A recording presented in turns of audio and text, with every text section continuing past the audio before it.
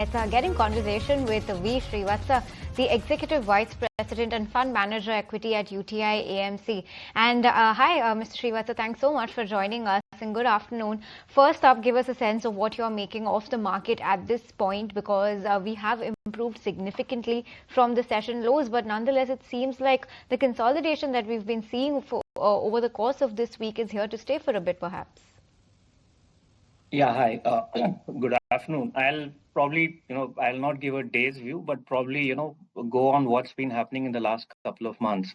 I think what's happened is that there's been a lot of positive flows, especially on the FII side, as people were moving away from the US markets. The emerging markets as a basket have benefited, coupled with very strong flows on the domestic side. I think that has helped the market quite a lot.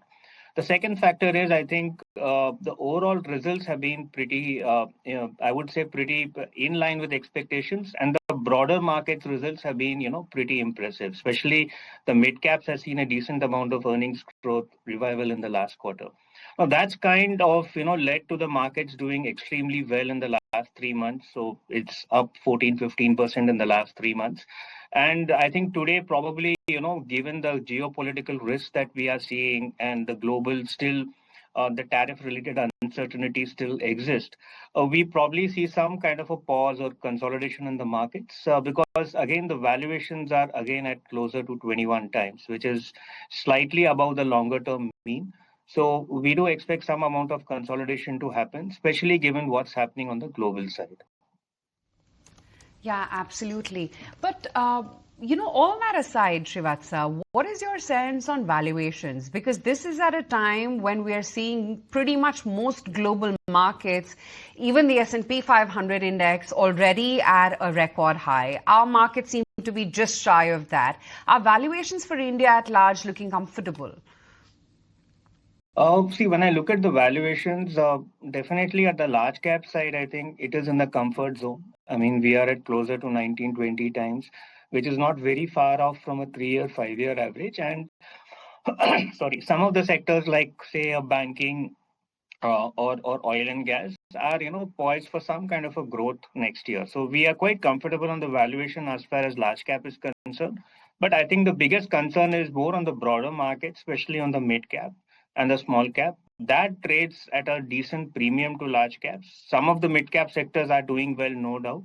But definitely the valuations are very high on the mid and small cap side. So I think large cap is something we are still comfortable with. So probably what we are also saying is that any kind of growth in the market, probably in the next 18 months, would be more earnings growth led rather than a PE expansion, because the markets remain fairly valued at this point of time. And yes, we also need to see what is the full impact on the, especially on the tariff part, because right now markets are pretty complacent on that. But any negative on the tariff part will definitely lead to earning downgrades for the Indian markets.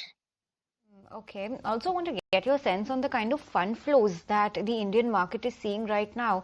If this global risk aversion is to continue for some time more, we have seen a little bit of sluggishness in FII inflows in India. They had picked up momentarily, but they've simmered back again. What's your view on the kind of fund flows that we can expect heading into, let's say, the next 6 months to 1 year?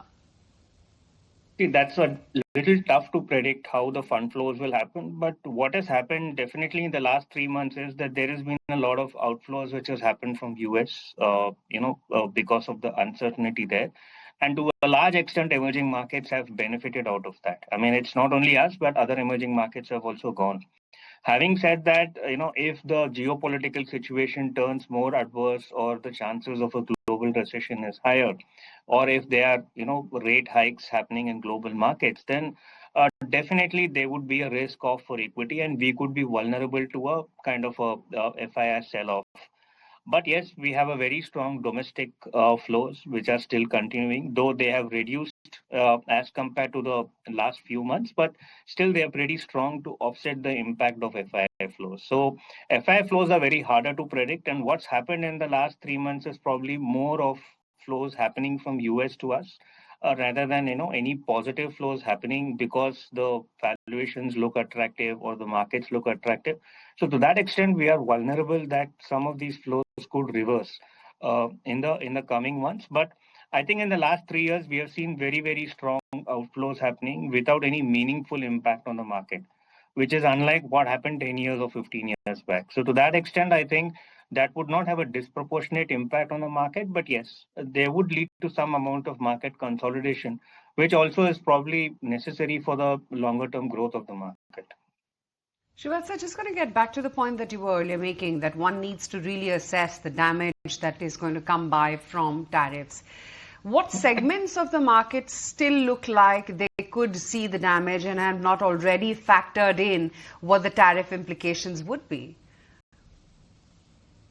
See, one of them is probably pharma, while they are subject to tariff, but I think given the importance of generic pharma in overall US healthcare system, my belief is that probably, the tariffs would be far benign than what is being proposed. I think, and some of it is already factored into the valuations. If one looks at the export-oriented companies, they are already trading below mean, given the risk of a very high tariff, which could come in the pharma. I think that is something which is probably, in the price, and the probability is also not high.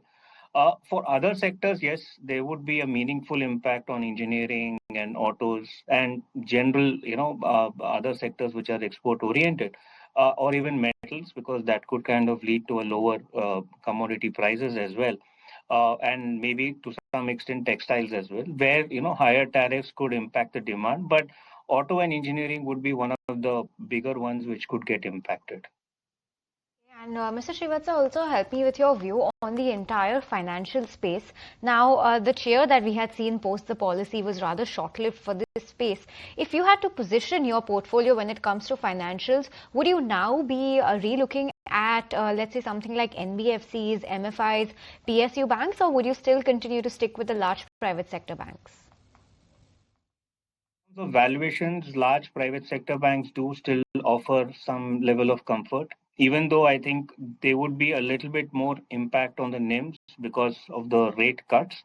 I think a large part of the trade in NBFC has kind of played out, with a very sharp outperformance. Yes, they would be benefited more disproportionately than banks, but probably in the next, the valuation already factors in the kind of benefits which would come in from the rate cuts. Insurance as a space in the financial services still looks attractive even after the huge outperformance, largely because we believe that most of the regulations is behind us, and we are now in a period of growth and stability as far as the insurance companies are concerned, and valuations are still not very expensive, and it is a kind of a reasonably good growth sector within the financial services space.